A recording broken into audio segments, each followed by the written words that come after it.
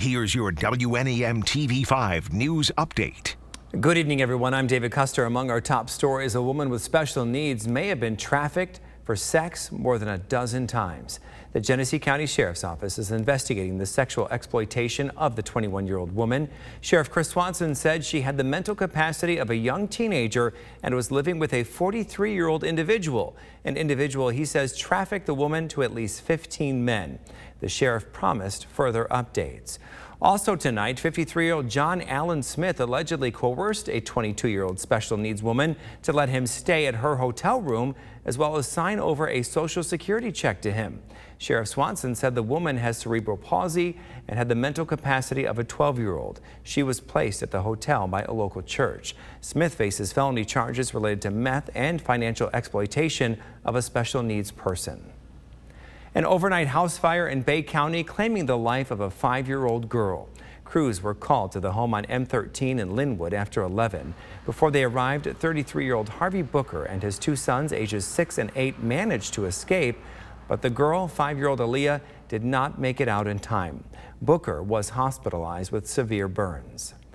Governor Whitmer announcing more than 1 million vaccinated Michiganders entered the My Shot to Win sweepstakes, giving them a chance to win cash and college scholarships just for getting vaccinated against COVID. The lottery-style raffle runs through August 3rd. And now here's Brian with a look at your weather.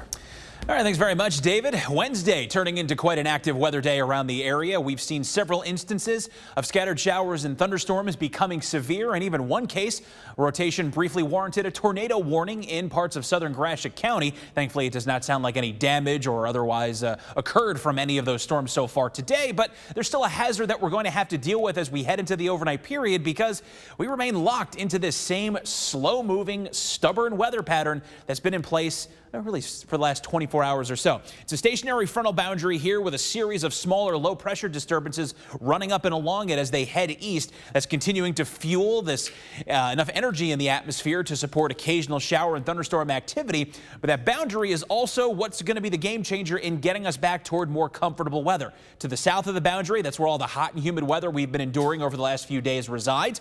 But it's this cooler air mass to the north side of the boundary that will gradually filter on in over the next 24 to 36 hours. And we're finally able to push this boundary south and east and out of the picture. But in the meantime, we are going to deal with more occasional shower and thunderstorm activity as we head into this evening, into the overnight period, and some showers are likely to linger now even as we head on into Thursday.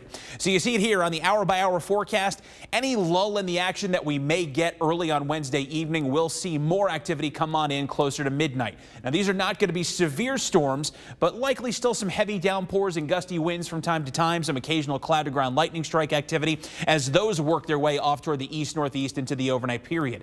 Heading into 6 o'clock tomorrow morning, basically more of the same as you're getting ready to head out to work and head out the door. If you're a particularly early commuter on the long parts of, say, US 10, M55, I-75, really just about anywhere in mid-Michigan, you may be running into some heavy downpours early in the day. Those will then shift their focus into parts of the thumb by 9 a.m., but still at least some moderate to light shower activity trailing back to the west. A little bit of a break in the action as we head toward midday, but still enough instability into the 3 o'clock hour tomorrow afternoon and tomorrow evening to at least keep an isolated shower in the mix until we get through the evening commute tomorrow. And then finally, this whole system begins to depart. We'll get the showers out of the mix tomorrow night, but the clouds may take a little bit longer into Friday before they finally clear.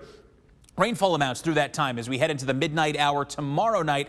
Still a general range. I expect anywhere from 1/4 to 3/4 of an inch overall, but also like we have seen if these storms in the last 24 hours, we could see some locally higher amounts well over an inch with some of these heavier storms. So be sure to stay alert, especially if you will be traveling for areas of some ponding and localized flooding on the roads. 59 is the overnight low temp for tonight, so we continue to trend into cooler, more comfortable conditions, but it comes with the shower and thunderstorm activity continuing. High temp around 70 degrees. Some of us not even breaking out of the 60s tomorrow with lingering showers under mostly cloudy skies.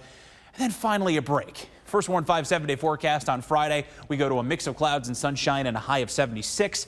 Isolated chances resume for storms as we head into Saturday and particularly on Sunday. Most of that staying south of the Tri-Cities with highs in the 70s, and then more general chances with warmth returning in the 80s for showers and storms as we head on into next week. Remember to tune into WNEM TV5 on air and online 24/7 for the latest news, weather, and information.